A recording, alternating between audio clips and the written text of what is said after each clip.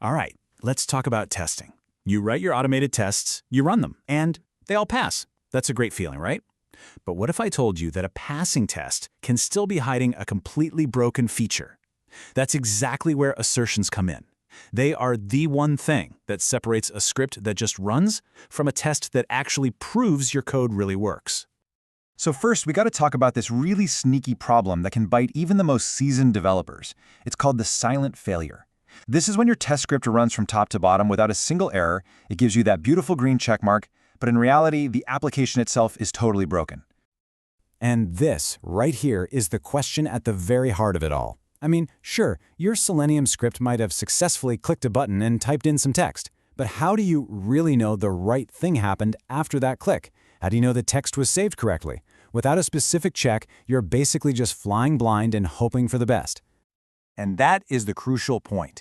A test that just executes steps without actually validating the outcome is, well, it's basically a glorified robot just pushing buttons.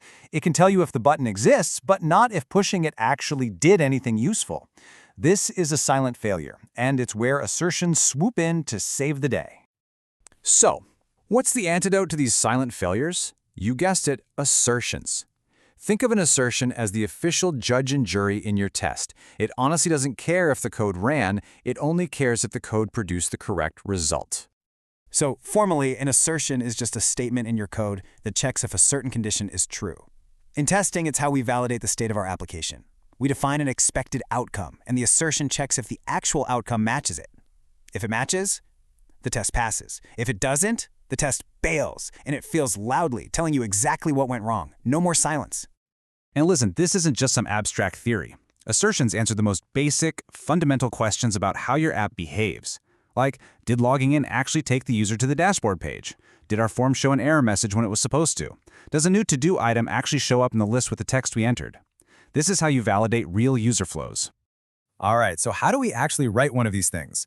Let's check out two really popular methods, starting with the one that's probably already on your machine if you're using Node.js. This is the built-in assert module. No installation, no fuss.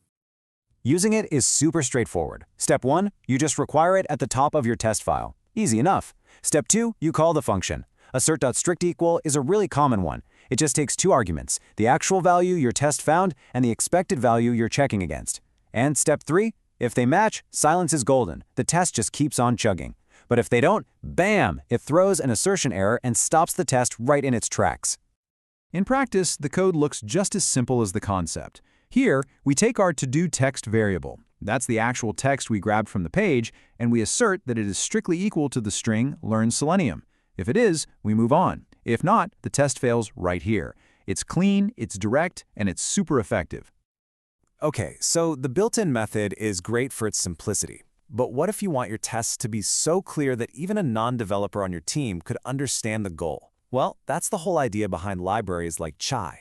It's designed to make your assertions more expressive and readable, almost like plain English. The setup is a little different, but still pretty simple. First, a quick npm install Chai. Then, you require it in your file. Now, for this should style, you have to add .should at the end of the require statement. That part's important, don't forget it. But look at the syntax in step 2. This is where the magic happens. You can chain your assertions together, which makes them incredibly readable. And the result on a failure? It's fantastic. You get a super clear message that tells you exactly what it expected versus what it actually got. I mean, just listen to how this reads. To-do text should equal learn Selenium. It's basically a sentence. This style, which you'll often hear called behavior-driven development or BDD, makes tests way easier for everyone on the team to understand, even if they aren't deep in the code every single day. So now we have two great options, the built-in simplicity of Node's assert and the expressive power of Chai. So which one should you use? Let's put them side by side and see how they stack up. Okay, let's break this down. In terms of setup, Node's assert is the clear winner. It's built right in, you don't have to do anything. Chai, on the other hand, does require that quick npm install. But then you get to syntax and readability. And this is where Chai really starts to shine. Assert uses a classic functional style, while Chai's chainable .should syntax just reads so much more like a natural sentence. So the choice really is yours, and it depends on what you value. If you're building a small project or you're a minimalist who just wants 0 extra packages, Node's built-in Assert is a fantastic, lightweight choice. But if you're on a larger team where clear, self-documenting tests are absolutely crucial for collaboration, then that small setup cost for Chai is going to be well worth it. So, the crucial point is this. It doesn't matter that much which tool you choose as long as you choose one.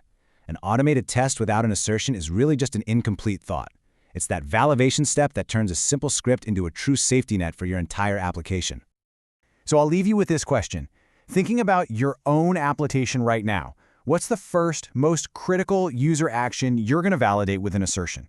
Whether it's a login, a purchase, or just adding an item to a list, go make sure it's not just running, but running correctly. Happy testing!